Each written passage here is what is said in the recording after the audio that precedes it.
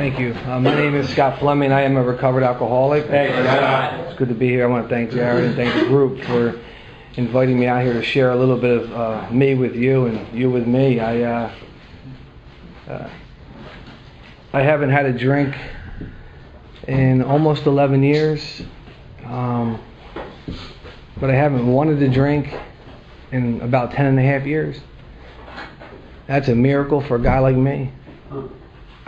Because from the moment it hit my lips at 13 years old, I was transformed, and it became the most important thing in my life, and I couldn't stop drinking even when I wanted to. My home group is the Miracle Group.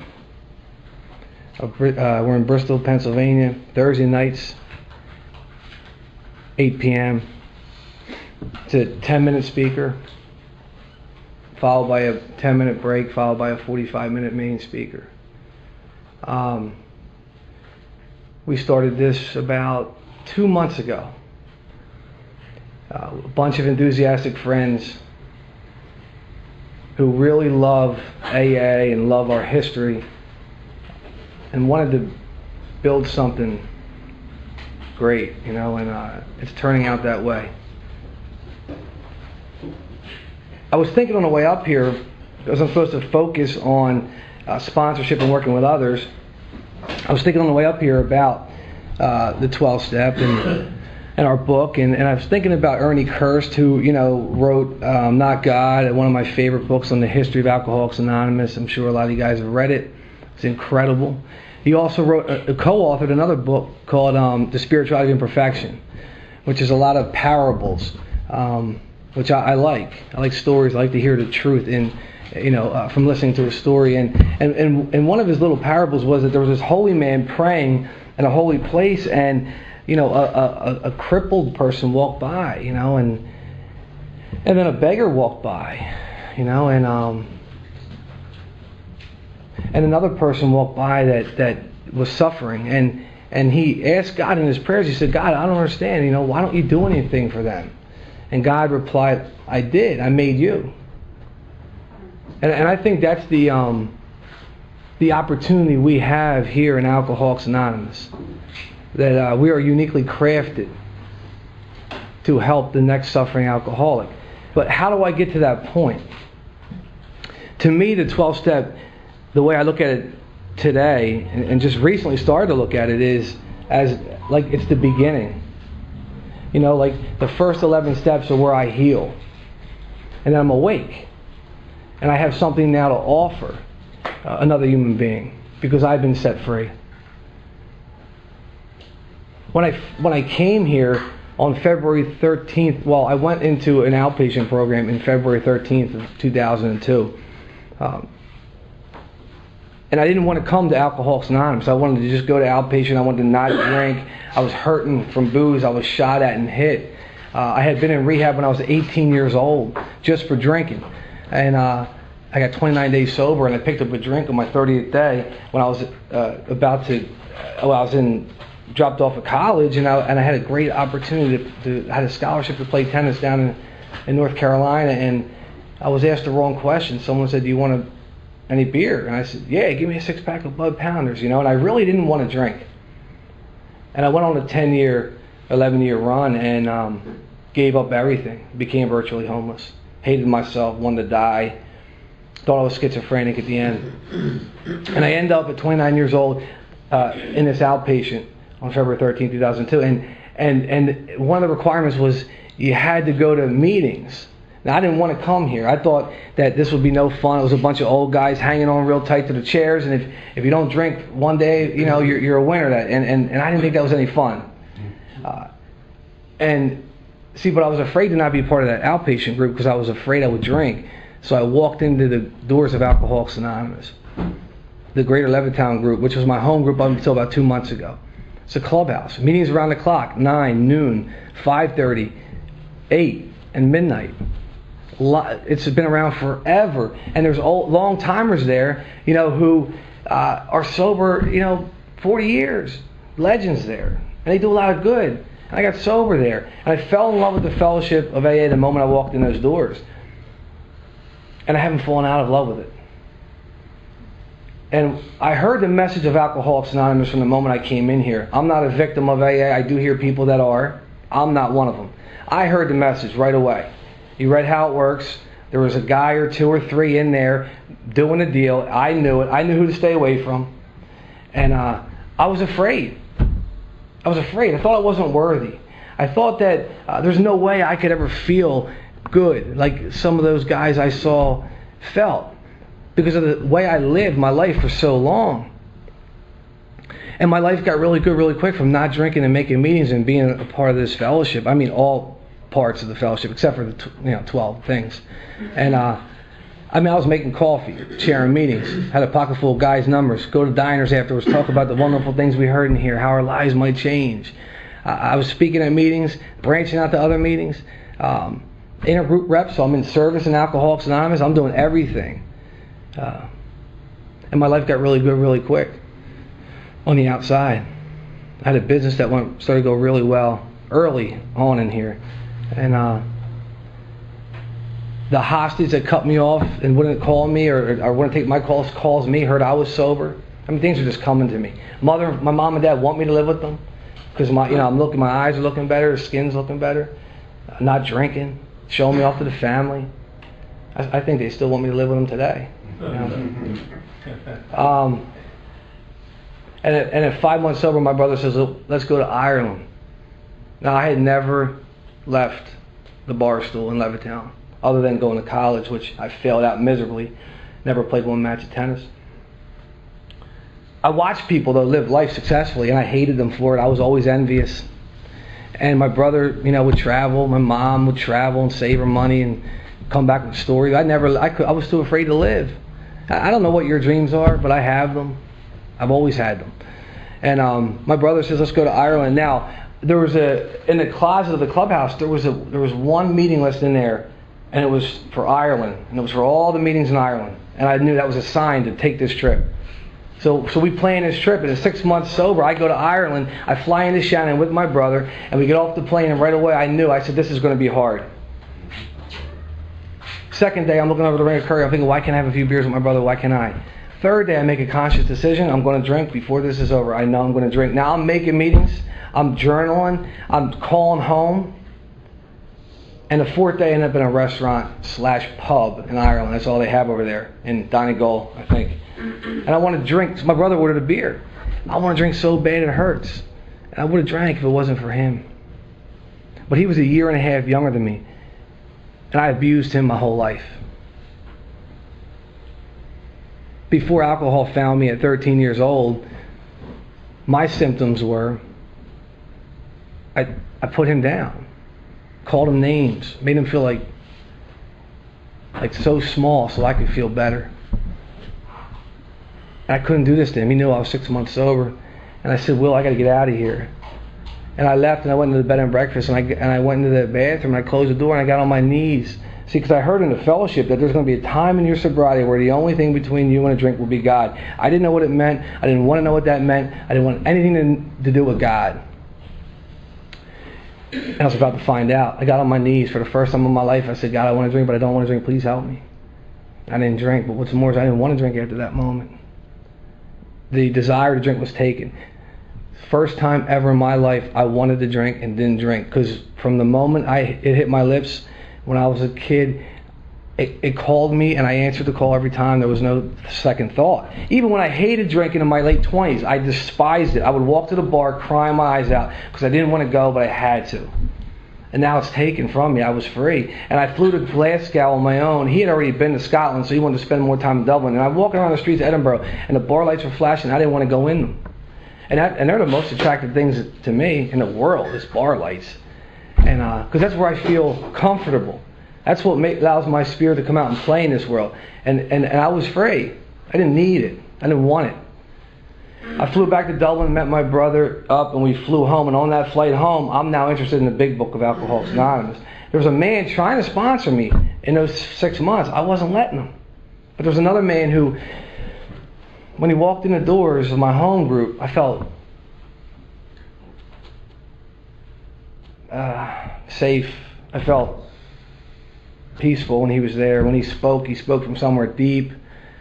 After the meeting, he'd be at a table, and there'd be guys around him. He had the book open, and I could see he was engaged with them. Like he would rather be nowhere else than right there. I didn't know what that was like, but I was curious. And he's a guy that I stayed away from after the meeting because I knew he could see through me, and I wasn't doing any of the work in here. And I knew, I opened this book up that I had that I wasn't reading, but now I was interested because something happened to me in Scotland. And the first chapter I opened to was We Agnostics. And the first line is, my eyes see either God's everything or He's nothing, either is or He isn't, what's your choice to be? And I knew He was. And I knew I would be okay for the rest of my life if I depended on God.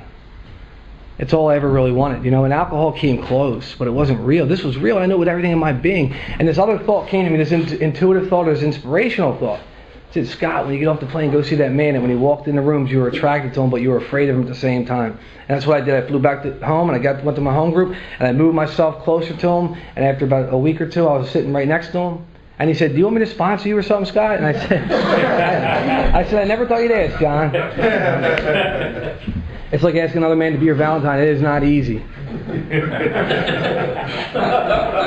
And my journey began. See, I thought I was getting more sober as I had more time, and my experience shows that I was living a dream but not a cloud on the horizon. In Ireland, wanting to drink worse than I ever did.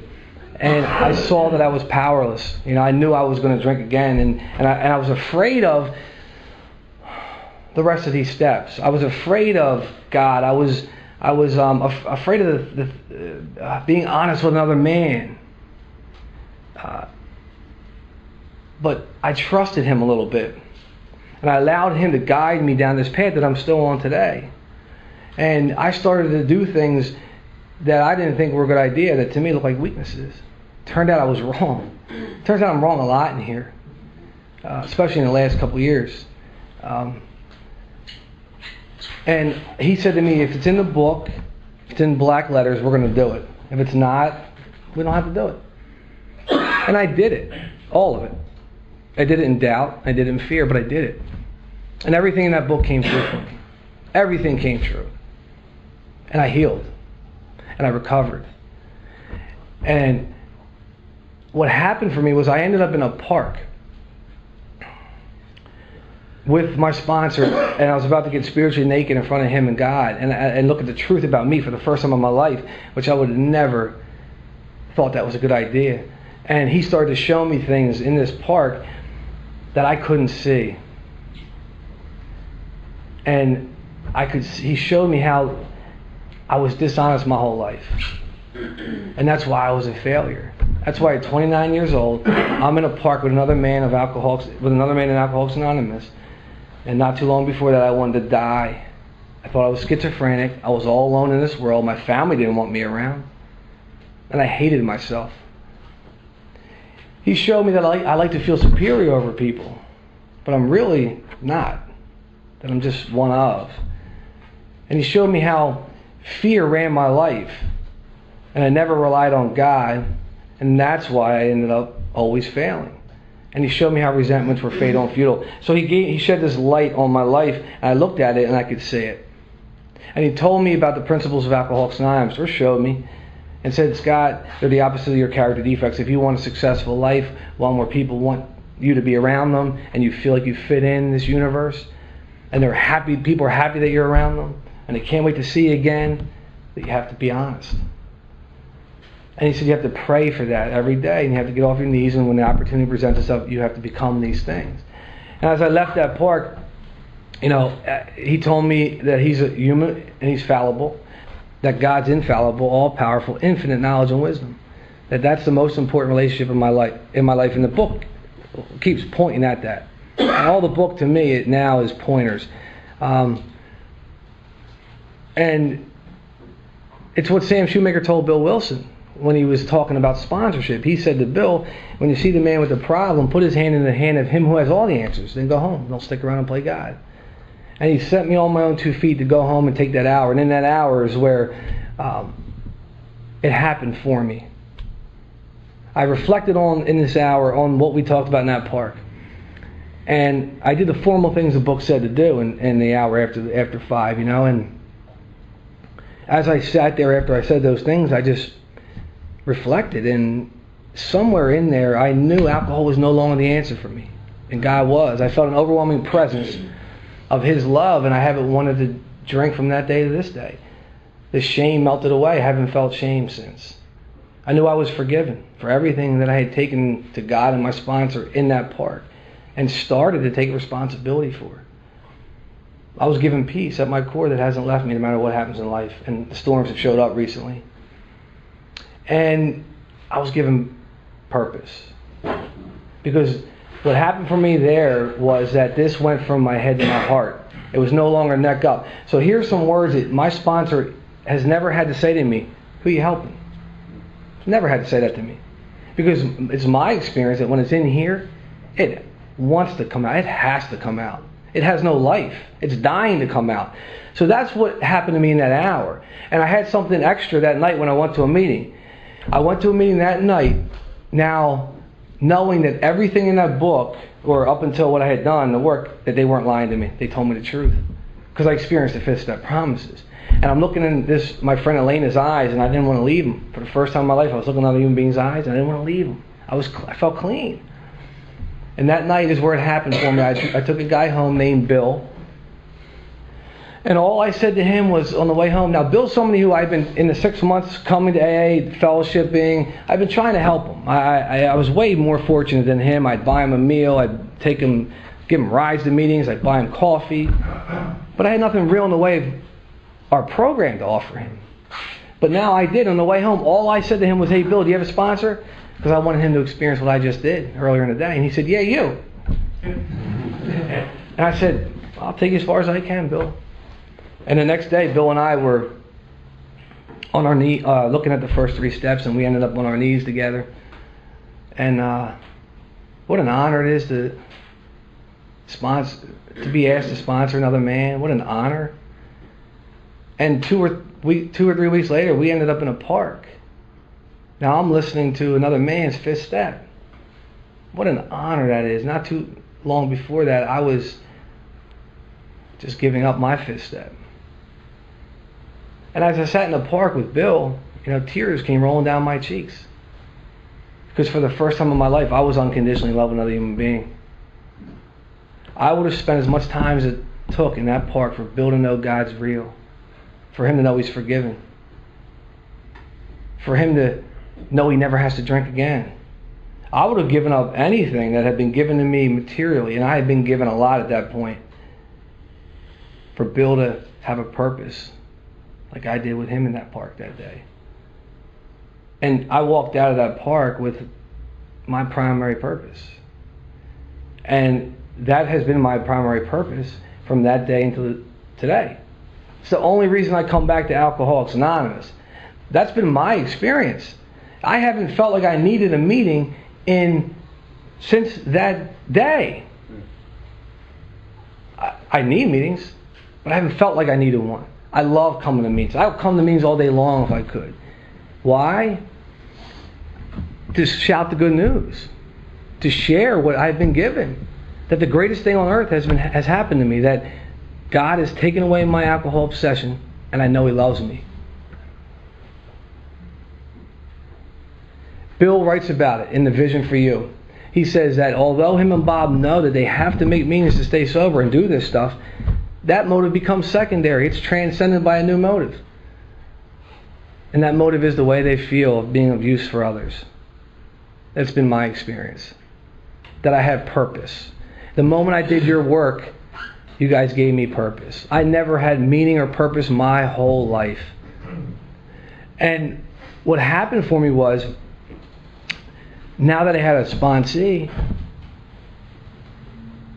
I had some really hard amends to make, and I ran out like a drowning man sees a life preserver, and I gave myself a prayer, and I made all the easy amends, But the hard ones, like my brother, who I had to sit with and who I abused my whole life, a year and a half older, put him down, called him names, beat him up, did disgusting, horrible things to him.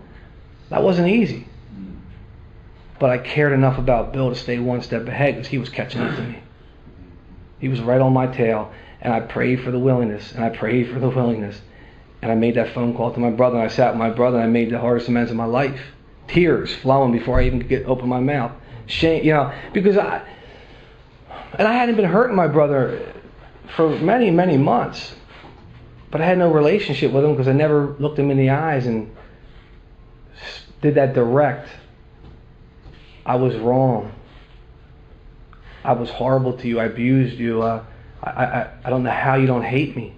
My brother afterwards, we had a nice long conversation. He said, I admire you for being so honest, and I said, I don't know how I admire you for not hating me, and I left and I had a relationship with my brother, and what happened for me was my brother calls me up a few months later and asked me to take him through the 12 steps of Alcoholics Anonymous. He's not an alcoholic, but he saw what AA did with his brother. And he lives I don't know how he does it, but he lives a very balanced, well-adjusted life. But he wanted more. And we sat down, and he's a history teacher, and he would give me a history lesson on Sundays, and I would take him through the history of AA, and he loves our history, knows more about it than most people do in AA. And then we got into the steps, and I ended up listening to his fifth, right where I did my direct amends with him.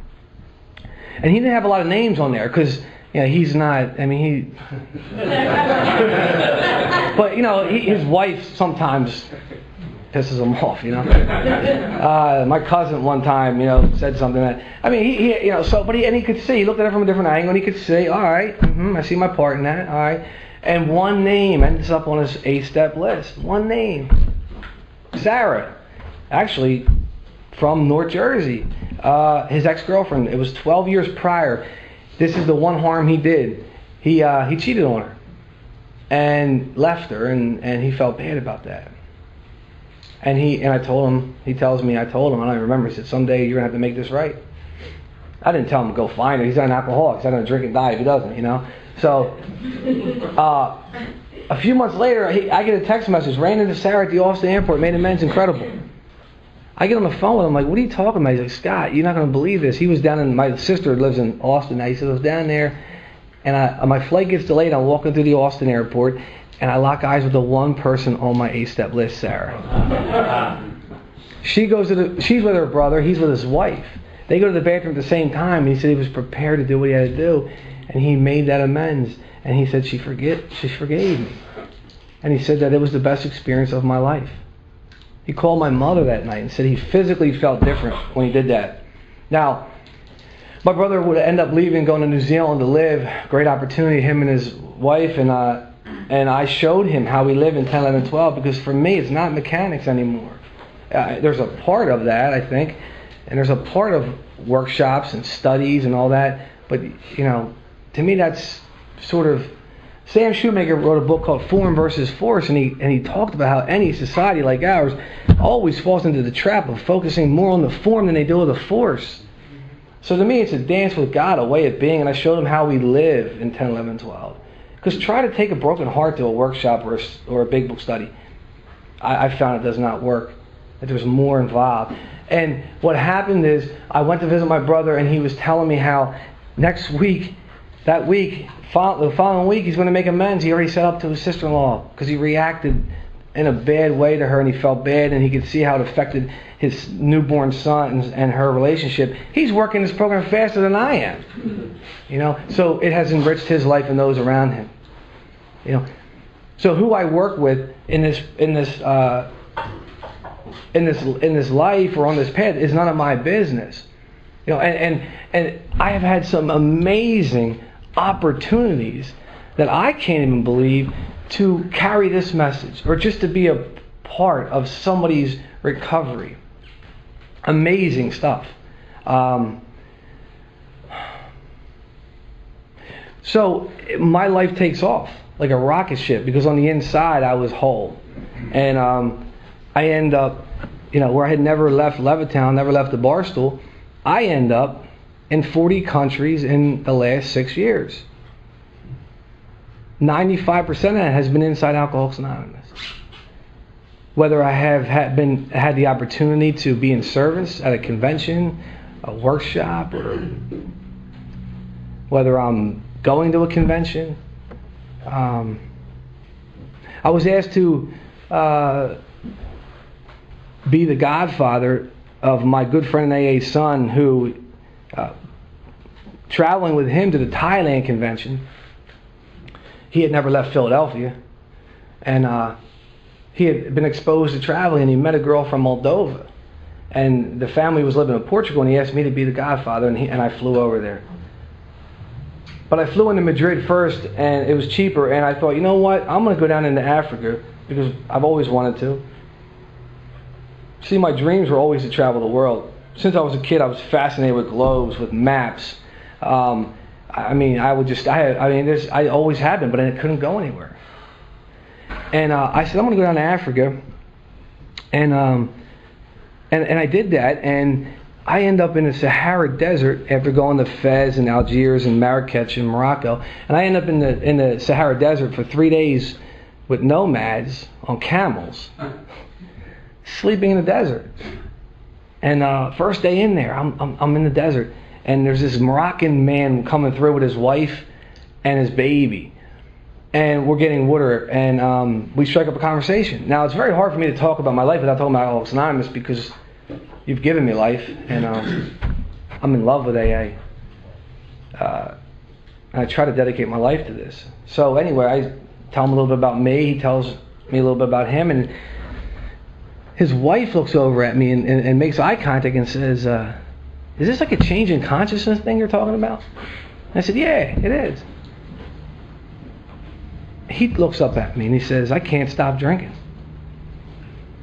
I can stop for like 2 months, and then I drink again, and it's killing my wife and my baby.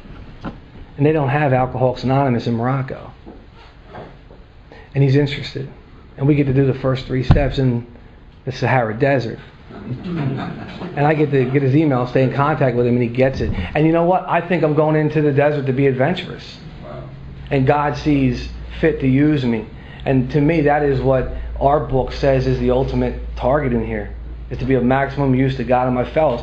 And it has awakened me to being of use and putting myself in opportunities and allowing that to happen. I'm sure I missed tons of opportunities, but this wasn't one of them.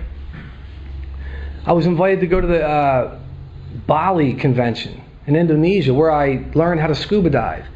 And while I was there, and I was asked to speak on the history of Alcoholics Anonymous at this convention, which is an honor because I love AA. And by the way, this wonderful stuff has nothing to do with me. It's not Way to Go Scott, it's Way to Go God and Way to Go AA. And I realize that. I take no credit. And they asked me, I got to speak on the history of Alcoholics Anonymous. And the first meeting that it was, that they open up the convention with is on the beach. It's on the beach in Bali, Indonesia. And I'm talking about the history of something I love that has not only saved my life, but has enriched my life. And there's monkeys hanging from trees. And everyone's getting distracted. And I'm thinking, whose life is this? How did I get here? And then I ended up, because I was with the main speaker, traveling with him, they gave him the opportunity, and myself and some others, to take a private tour of the whole island and basically see what everyone wanted to see. And we ended up on the royal grounds of the prince's, where he lives. I mean, you don't get on here. And we're sitting there, he's in his traditional garb. I'm sitting with the prince, and we're all sipping tea, and I'm thinking, and we didn't know. Actually, the tour guide told us that the son has a problem with alcohol. So we're like, how do we approach this subject? How do we, bring this up? And as we're there, one friend, Sheldon, I think, said something to him, and he started talking about his son. And he started asking us, I hear you guys are here for some AA thing. What is it? Now, in their culture, you do not ever leave your family. Like, there's no such thing. Like, Al-Anon, I guess, wouldn't work well there. Like, there's no such thing as like, don't enable. Like, they enable till you die. That's just their culture. So what happened was, we're sitting there, we're talking, and it was the funniest thing ever, that way I ended up there. And I had to go to the bathroom. And the bathroom's like another building way over there, So I walk over there, and someone was in there. So I'm just standing there, and I just hear this noise, like, hey, and I look over, and It's like this dark shadow over there, and I see some movement, and hey, what are you doing? I walk over, and I strike up, I didn't know this is the prince's son, and he's got whiskey sitting right there. Now, I'm at a stage in my recovery where I don't preach. I've been guilty of that. I have been very evangelical and before. And I think that's part of this that will happen to you when your life is saved like this. But I have found it to be ineffective, and I think myself feel like I have matured a little bit. Whereas I just don't preach. And also, when the Oxford group was very successful, when they moved through like wildfire, was when they'd have these house parties, and they would stand up and they would share, and they wouldn't tell you what to do. They wouldn't tell you that's bad or they would just stand up and share from their heart about how this changed them, and people would then beg them, how do I get that? Show me how to do it. So I don't preach. I just go up to the son of the prince, who's going to be the prince, I guess, and I start talking to him. And he asks me questions, and then I start talking about my life, and I befriend him. And he walks me around the whole compound or whatever, and he's showing me his art. He's like an amazing artist, but he can't do anything with his life because he's alcoholic. And I'm about an hour talking with him, and I see the prince and my friends get up, and it's like time to go. So I walk over there, and we all kind of huddle up, and the son comes over, and he's like intrigued now and interested in listening to everybody, and we leave, and the tour guide comes out afterwards when we're all in the van. He goes, Tunjay, the son, and I have his email. He said he's interested in Alcoholics Anonymous now, and he's going to go to a meeting with us on Tuesday because of the way you talk to him. See, and these are the opportunities that I'm given. So I carry this message wherever I go. And this is what my life is about, but it's not all that it's about. To me, it's not all just working with others. The book, our literature warns us about two-stepping, and I've been guilty about that. But I've found that recently, that I owe it to the guys that asked me to sponsor them to be doing the middle stuff as well, and for me to have a sponsor, because I went sponsorless in here for a while, sponsoring hundreds of guys. I've been blessed. I'm one of the people that the book talks about, where it says some are fortunate enough to devote their whole time to the work, and that's me. My life has been built around this. In some capacity, I am involved with 160 alcoholics' lives every single day, and I sponsor many of them. And that's not way to go me. It's an honor. It's a gift that I've been given, But I've been guilty of depending too much on sponsees and thinking that they're holding me accountable, and to an extent they do, but my experience shows to an extent they don't.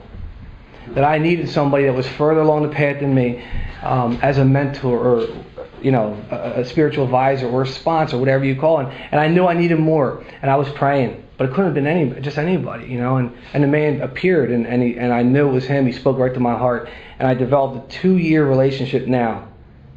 For the last 2 years, about 3 hours a week, sitting with him, growing. I can't tell you what this man means to me. I can't tell you how much I've grown. I can't tell you how much I don't know. And for me, my life, like I said, was going incredible. And boom, the storms show up. And I get rocked. And I end up on my back. My business that I built up, I opened up papers one day, and I was being sued in a federal court in a civil case for $500,000. And I was in that case for 1.5 years. I didn't do anything. My lawyer said it was the most ridiculous case, second most ridiculous case he ever saw. And the guy would eventually let me out and make amends, but he wanted to hurt me, and he did financially. And I thought, I didn't know if I could get through that. My business barely survived. Got into business with my best friend in AA. I was the best man in his wedding. He came in 2 months after me, and we grew up in here together. And we got into business together, and I had to walk away from the money and the business and my friendship with him, because he sent emails to our lawyer that stabbed me in the back and was not true, and that hurt. And we could not reconcile that, and I had to walk away, and I had a resentment for 1.5 years in here. That I was doing everything the book says to do, praying for him, working, how can I be helpful? I knew if he called me and he was hurting, I would help him or his family, but I still had a resentment. And I bought a house with a girl. I was with her for 2 years, built a house, and I had to walk away from that house and that girl. And those 3 things were very hard, but they were nothing. 6 months single in AA, which you've given me the ability to be very happy without a relationship. Been single many times here. I'm single now. I'm very happy. Don't need anybody else to be happy. And 6 months, throw myself back into AA more than I do already. And I meet a girl in San Antonio. And I fall head over heels. She's from California, and we're flying back and forth. Met her sponsor. She's got commitments, beautiful, strong group, everything. My sponsor gives me the green light. I mean, it's amazing. My heart's in, you know. And she flies home one day, and she gives me that call. She's crying. She's like, I got to talk to you. And I said, well, whatever, you know. And she says, I don't have the time sober that I said I had. And you're the first person I'm telling. She had been keeping this relapse she had a secret. And it was hard, you know, and I wasn't angry, I was hurt, but I had to walk away, you know, and lovingly I had to walk away. Thank God I had built that relationship with my sponsor, because he gave me direction that I would never have been able to do. I wanted to fly out there and fix it. But I know that was a flight to more pain for her and for me because of him, and I walked away, you know, and as soon as I walk away, almost to the day that I said to her, please don't contact me, and I had to feel the feelings of rejection when she didn't contact me, you know. But as soon as I asked her not to contact me, right? God puts a guy in my life that I fell in love with, man. This guy could not get sober. In and out of AA for 7 years. He's been all over to every recovery house in the country. Everyone knows him. And he lands on my doorstep. And now I have time. I don't have a girlfriend. You know, I'm self-employed, so he gets to be with me all day long, basically. You know, and I remember thinking, if I hadn't let that girl go, that this guy wouldn't have had me here for him. And he stayed sober people were like, I can't believe that I can't believe that this guy's sober. I mean, we were flying all over the place, different conventions, he's speaking, and they couldn't believe it, you know. And then it dawned on me one day, no, he didn't need me, I needed him. That God put him in my life because I needed him. I was in pain for probably a year and a half over that girl. Probably still not over that girl 100%. But and not only did that happen with that girl, but after I fly back, I go to New Zealand right after I asked her not to contact me and she didn't. I came back. I went to New Zealand again, came back to my brother, and it was like I was not even with my brother. I was in so much pain. I came back, and this guy who had been working for me for 4 years, he was basically one of my sponsee. And I gave him a job, and he worked for me for 4 years as my right-hand man. I told him the business, and he gave me his 2-week notice. You know, before I left, I said, well, wait till I get back, and then we'll, you know. So I get back from New Zealand, and we throw him this big party. I don't know how many people, 150 maybe, thanking him for his service. And he leaves, and the next day I get into my accounting system, and he took everything. I mean everything. Probably did $250,000 worth of damage. And I was I was on my back. I was in a fetal position. I couldn't move for 2 days. I couldn't imagine picking up the pieces, man. I can't tell you how dark it was. But I had that guy, that sponsee. And I had to allow my friends to carry me. You know, and I learned about the first tradition in my business and the first tradition in my life. Because I want to be the leader. I had to say, I'm lost, I'm afraid. I don't think I can pick the pieces up and put this business. I've had to rebuild before, it's not fun. And they carried me right out of that. But I never stopped coming to Alcoholics Anonymous. I never stopped being in the middle of Alcoholics Anonymous, all of it.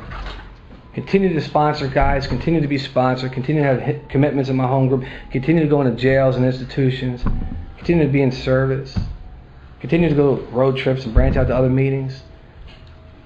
And I was delivered right out of that, and my prayers changed in that, and I started asking with the help of my sponsor to help me endure the pain. And I understand why people drink today. Oh, I understand. I would have drank if I hadn't done the 8.5 years worth of work that I did, so that I had a foundation. It was a rock. Even though it hurt, it was a rock. I didn't think of a drink once. had sponsees, had a sponsor, and I continue to move my feet forward. And long story short is that girl called me up 10 months later and said, Scott, you saved my life. I wasn't going to tell anyone that, and I know I didn't save her life, but I was a part of maybe her becoming honest. She said, I wasn't going to tell anyone that. I suffered every day I was going to drink. I know I was going to drink again until I met you.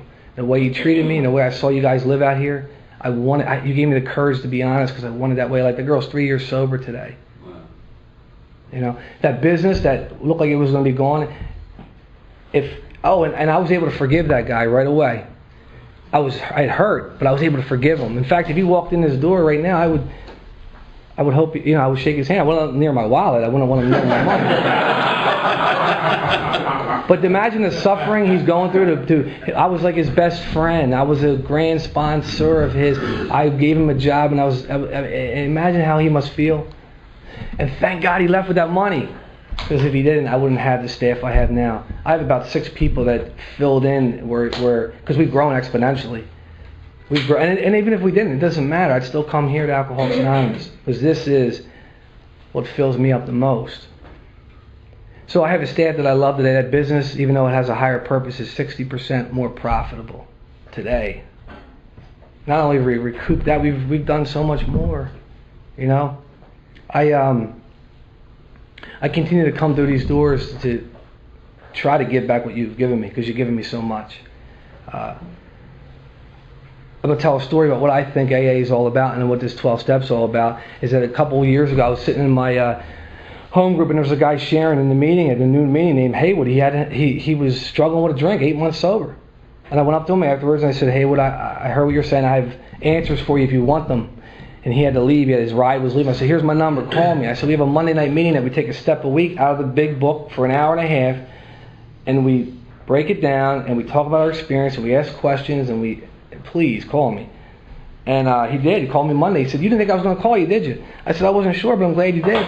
He said, I want to go to that meeting. I picked him up, took him to the meeting. I love seeing people in this meeting for the first time because one of my mentors who I've learned a lot from, Chris B., does this meeting with me for the last 7 years. He does it. I shared it. He did it for the last 7 years. And 150 people in there and people like lighting up. And he loved it. And people were shaking his hand. And afterwards he's like, where was that? I said, that's AA.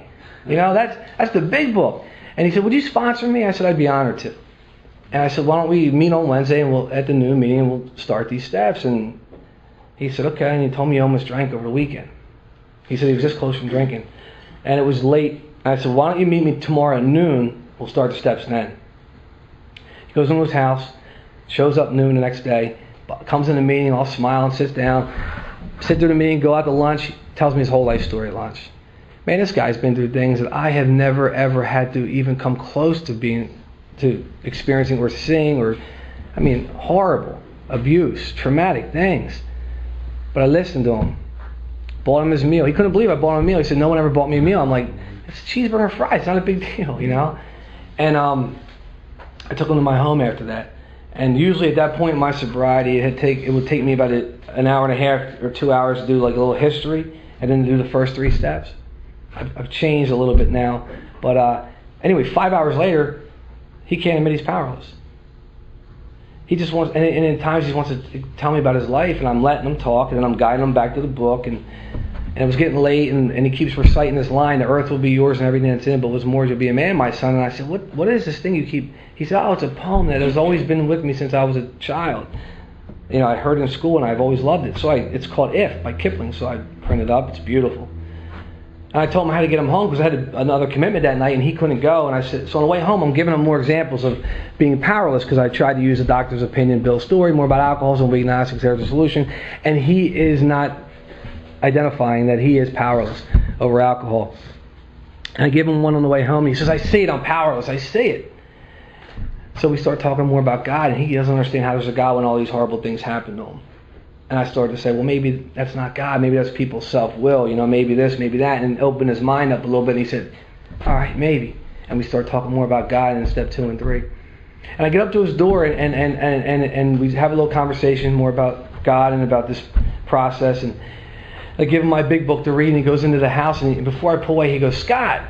And I turn around, and he's at his door, and he goes, thanks. And I went, you're welcome, bud. And I pulled away. And the next day, his roommate called me and said, Scott Haywood passed away in his sleep last night. He had cardiac arrest, natural causes. He said, I have your big book here. He said, I got to tell you something, though. I lived with him for 12 years. I've never seen him this happy. He came home. He was talking about how he loves his sponsor, how he loves that group, how he can't wait to go to the B.B. King concert with you because I invited him to the B.B. King concert with me that I was going to.